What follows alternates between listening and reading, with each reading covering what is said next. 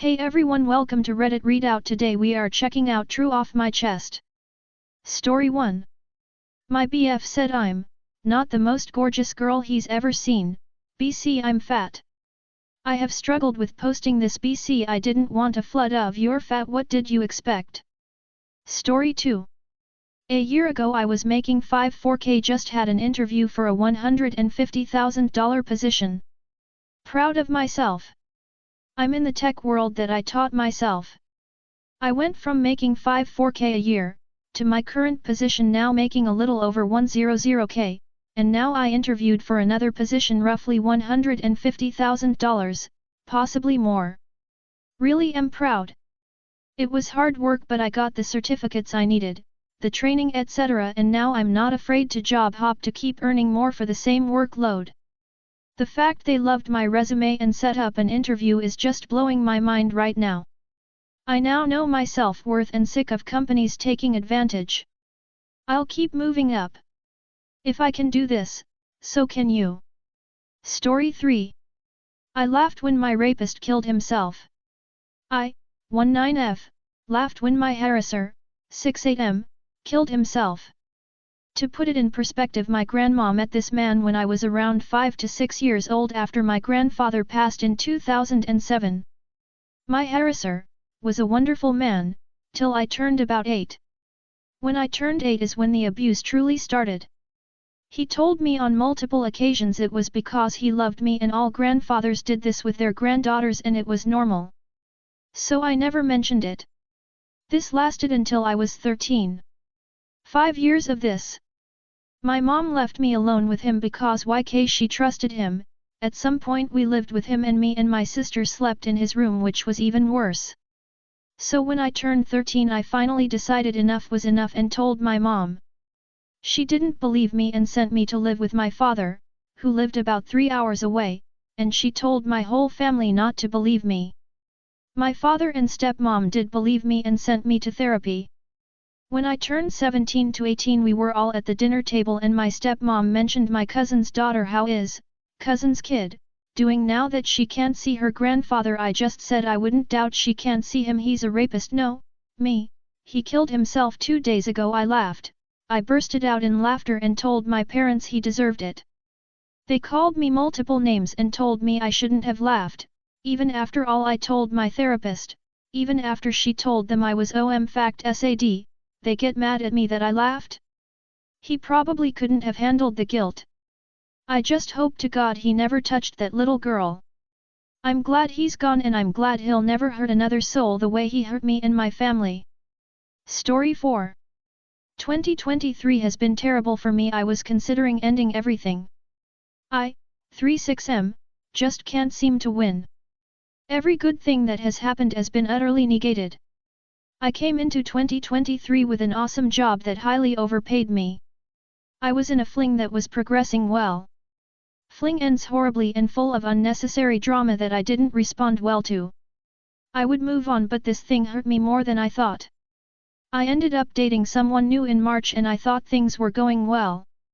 Unfortunately, it takes a little longer for me to fully open up and she doesn't like that.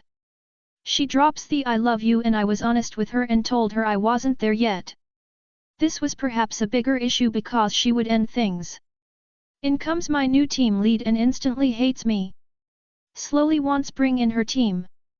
Eventually I lose my job. Did not want to return to my previous industry because I got super burned out and my health declined because of how overworked I used to be. I can't get a new tech role to save my life. So I go back to my old industry and the hiring process takes forever. The offer letter I would receive last week would be for a job I applied to first week of May. I've had great friends in my circle that have been there for me. But I can't keep leaning on them as a crutch. These issues seem small when compared to the struggles of others. This is the 3rd time I've hit a hard reset like this. Every time I have a plan and I start progressing to live life as a stable adult, something happens and knocks me T²1. I can't anymore. It feels like there is no point in constantly starting over. And it's not like I do the same thing every time. Hell, I even managed to start building up my savings. I became more frugal. Nope. Account sits at 0. I finally come to terms that there are real issues out there and I just need to talk to someone and I'll be okay. I'm now in the hospital. Come to find out that the tumor I had treated with radiation therapy may have led to my heart failure. I am literally supposed to start my new job, don't know how, I no longer have suits, today but I can't. I'm in the hospital waiting to find out if I'll need open heart surgery. It's fucking breaking me. This is my third major medical situation. Nobody in my family has a history of these things. I don't even have insurance because I've had no job and I sacrificed paying bills than extending my coverage. I'm now just lying here all alone, trying not to have breakdown. I've tried to outgrow the trauma of my childhood. But my life has had more significant losses than meaningful win. I live my life in a perpetual state of waiting for the other shoe to drop. Thanks for listening, I guess.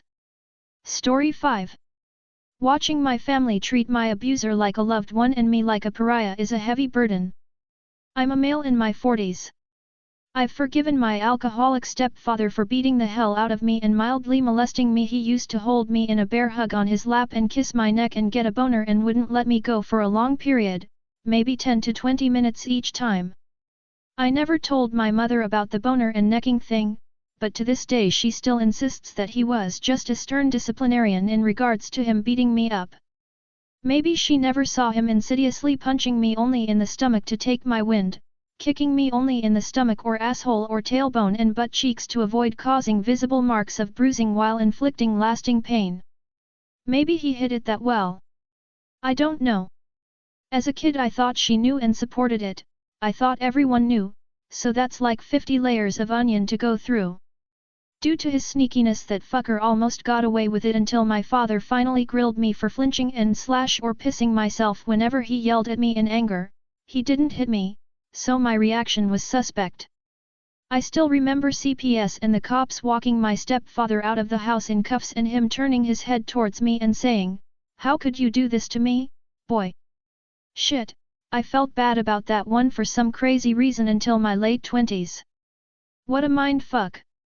My stepmother was just as bad, locking me in a small closet where I could only stand for hours while my step-siblings and cousins played, or giving me just a bowl of lettuce for dinner when I was crying from hunger while everyone else got regular food, saying I needed to lose my fat butt.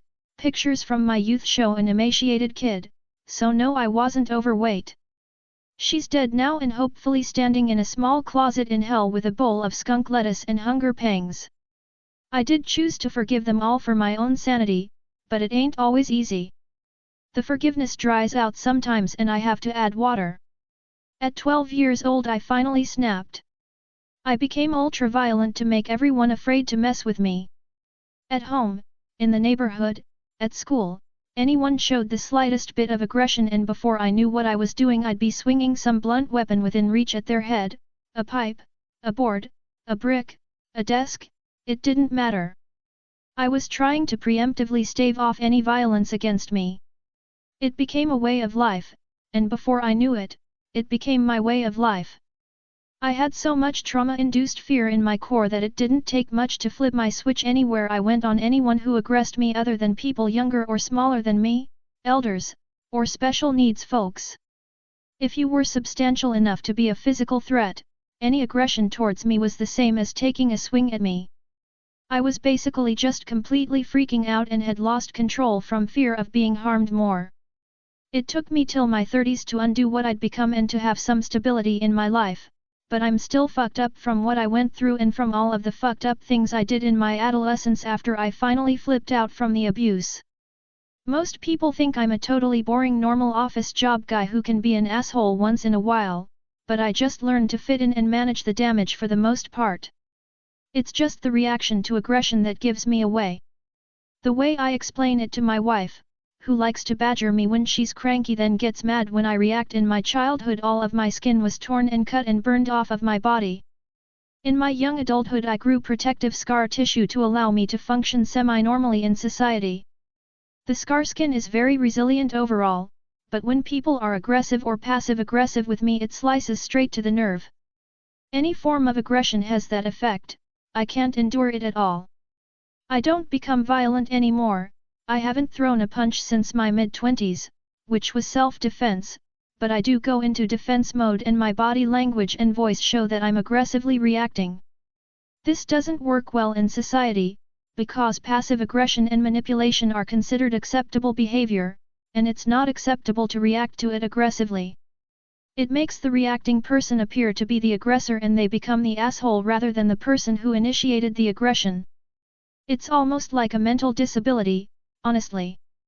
As a result of my aggression-thin skin, and it taking so long for me to get my life together, my aunts and uncles and cousins mostly think I'm a loser and an asshole. It doesn't matter that I put myself through college, yes via working and horrible loans, built a solid skill set and career for myself, and I support 3 well-adjusted and happy kids in a good middle-class area. It doesn't occur to them that maybe my brother, who's in prison for murder, and I struggled as a result of our home life. To them, my brother and I are just bad apples, parents are sweet upstanding members of society. Year after year, enduring that, especially with my stepfather being treated like a saint while I'm treated like an aberration, is very tiring on my soul. Thanks for listening. Story 6. My 26F boyfriend 30M came home early and caught me off guard. Not to catch me cheating or anything, I don't think. He forgot his rent check. But when he walked in, he saw me finishing off a 2-liter of soda straight from the bottle and with queso dripped down my shirt, strong goblin energy. Presentable in a way he's never seen me before. The male's voice he heard on the other side of the door was of a YouTube video from TUV called TikTokers that became horrible criminals. This is a fairly new relationship and I'm staying at his place all the time. This is the first time he came home early by surprise. He left for work, then was back within a half hour after remembering the rent check. I just always see posts about a SO coming home early and finding something heartbreaking and wanted to share this wholesome feeling I feel. This is my first healthy relationship and my post history goes over how dark the first part of my life was. I'm so happy. He came home to me being a goblin, not a heartbreaker. I'm just so happy and wanted to share. Thank you for reading. Story 7. I keep having baby fever but I'm a dude. I'm a guy and I keep getting like heavy bouts of baby fever, especially when I'm with my niece or I see videos of toddlers online. The crying doesn't even bother me. I just want to be a dad and help raise a kid and provide for them. I'm a teenager though so I obviously can't and it makes me kind of sad. That's all for today. Please don't forget to like and subscribe.